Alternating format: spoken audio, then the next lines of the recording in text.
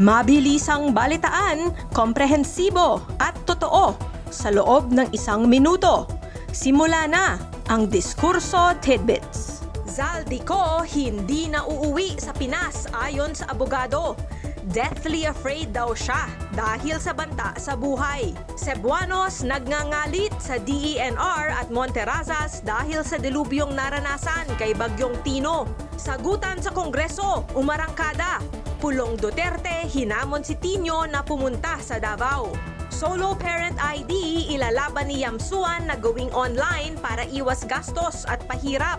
Libo-libong INC members inaasahang dadagsa sa 3 araw na pagtitipon sa Luneta. At Janice de Belen, nag-walkout nga ba sa event nang dumating si John Estrada? Balitang mabilis, komprehensibo at totoo. Yan ang Diskurso Tidbits. Basahin ang tungkol sa lahat ng yan at sa marami pang ibang nakatutuwa at makabuluhang balita sa diskurso.ph.